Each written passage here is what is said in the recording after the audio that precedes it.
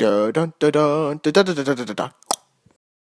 Sometimes you'll be able to watch a movie trailer and know instantly why exactly it's going to have mass appeal, and I felt that with In the Heights. I'm looking at this being like, okay, everybody, especially since we're in the era of the musical movie, as everybody loves making these, HBO Max needs their own musical release, and you're getting that through In the Heights. It's the only one, I believe, of its type that is going to be on the same-day streaming format. But sometimes you'll notice a movie and you're like, maybe there's a little more going into it. And I noticed that with this film. And there seems to be this creative inspiration, if I understand this right, based on the real area, Washington Heights. And you're getting a real dynamic in the film in terms of the culture there and how it influences perhaps some of the dance numbers or just the scenes in general and the presentation. It looks like a really good film. And again, it looks like something HBO Max and Warner Brothers would release. So let's take a look at this new In the Heights, Welcome to Washington Heights featurette for the film, which I love looking at featurettes. This is part where you can get to learn more. It's an opportunity.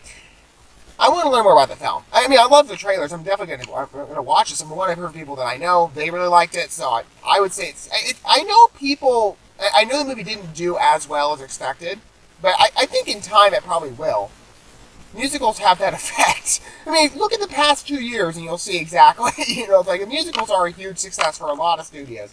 Let's take a look at In the Heights. And plus this one's got Lin-Manuel Miranda, so for all the Hamilton fans. Which I'm surprised, for everybody who loves Hamilton, why is this going to get better traction? But people that I know who I've seen it have really liked it, so I'm very hopeful. And I love the trailers for it. Let's take a look at this new featurette. We're going to watch this first, and we're going to talk about it more in my condensed review segment. Let's watch the video together. Okay, here we go.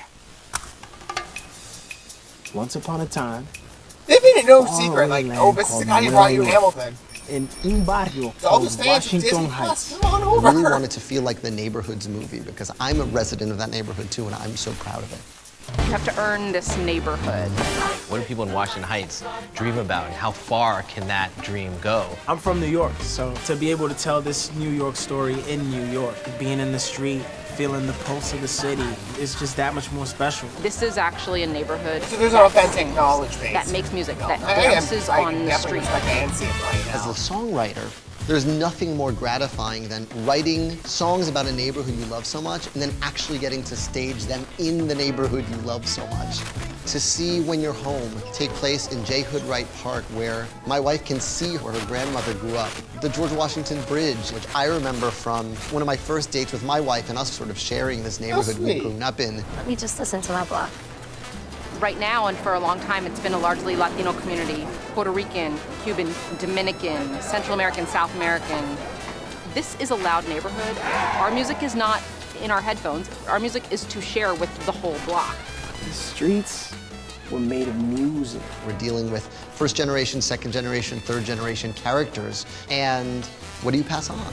We're shooting this right in Lynn and Kiara's backyard, in the places that inspired these songs. The heights that was important As somebody to who It's the open living room of the neighborhood. This isn't headline news. This is sidewalk reality. The neighbors are out and they're peeking through the windows.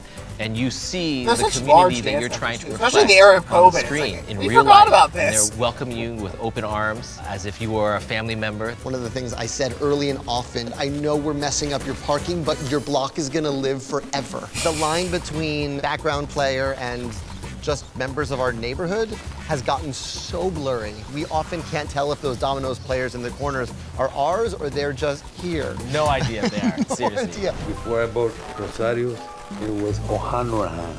The whole block was Irish. It's always been an immigrant community. Even before it was a Latino immigrant community, it was a Irish community, it was a Jewish community, it was an Italian community. And what I love It's a real about that mixture. is that American stories start here. On these blocks, That's you a nice can't statement. walk 2 steps without bumping into someone's big plans. We knew there was a real responsibility here. This was songs that came from a truthful place. What home means within even one family can mean so many different things around that dinner table. And that bridge is a symbol of that.